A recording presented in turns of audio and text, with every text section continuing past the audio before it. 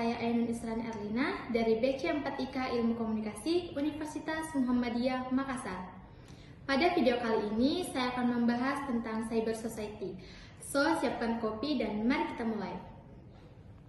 Assalamualaikum warahmatullahi wabarakatuh. Halo teman-teman.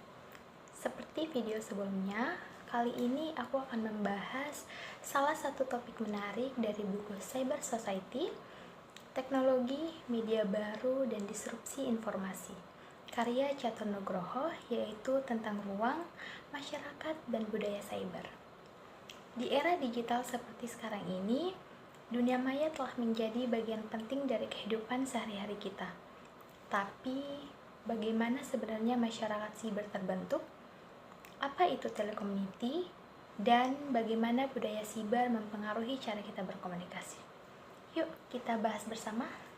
Pernah nggak sih kalian merasa hidup kalian tuh setengahnya udah pindah ke dunia maya? Bangun tidur, cek HP, makan sambil scroll medsos, tidur pun ditemani notifikasi. Nah, di video ini kita bakal bahas sesuatu yang relate banget. Gimana sebenarnya dunia maya membentuk masyarakat baru, yang biasa disebut Cyber Society. Materi ini aku ambil dari buku keren karya Catur Nugroho yang judulnya Cyber Society, Teknologi, Media Baru, dan Disrupsi Informasi. Pernah nggak sih kamu sadar kalau sekarang kita hidup di dua dunia sekaligus? Satu dunia nyata, tempat kita makan, jalan, dan berinteraksi.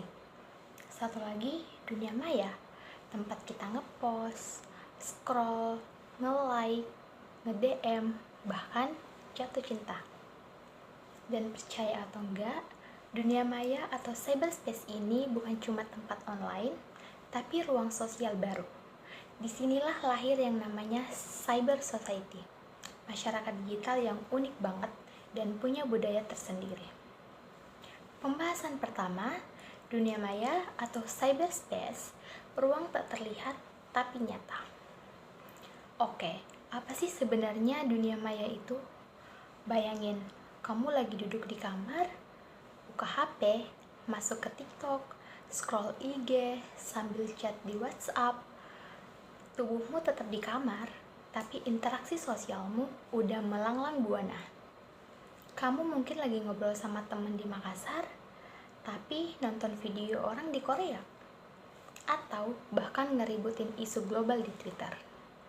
Itulah yang dimaksud dengan cyberspace, ruang digital yang tanpa batas geografis, bersifat cair, cepat, dan dinamis, dan yang menarik lagi, bukan sekedar alat, tapi ruang hidup sosial. Cyberspace adalah tempat di mana kamu bisa jadi siapa aja, ngobrol sama siapa aja, dan kadang lupa waktu.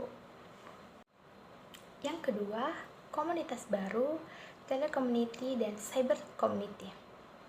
Di dunia nyata, komunitas itu bisa berupa tetangga, teman sekolah, atau komunitas hobi.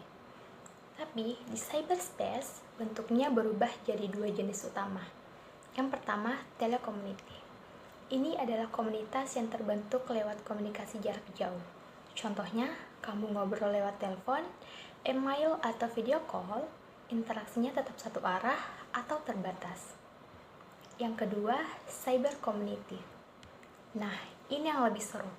Komunitas digital yang berkembang di platform seperti forum online, grup Discord, komunitas gaming, medsos, sampai komunitas fans K-pop di Twitter.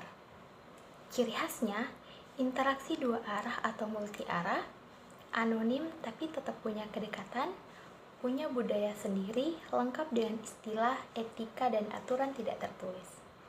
Contohnya, komunitas belajar online, komunitas kreator di TikTok, sampai gerakan sosial seperti hashtag Black Lives Matter yang mulai dari Twitter lalu menyebar ke seluruh dunia. Yang ketiga, Cyber Society, masyarakat digital, identitas cair. Apa sih itu Cyber Society? Ini adalah bentuk masyarakat baru yang hidup dan berkembang di dunia maya. Mereka punya relasi sosial yang tidak dibatasi ruang dan waktu, fleksibel, dan identitasnya bisa diganti-ganti. Iya, di dunia nyata kamu mungkin pemalu, tapi di dunia maya kamu bisa jadi komentator handal atau influencer yang disegani. Tapi hati-hati, identitas yang fleksibel ini bisa jadi pisau bermata dua. Positif, bisa berekspresi tanpa batas, menemukan komunitas yang cocok dan berkontribusi.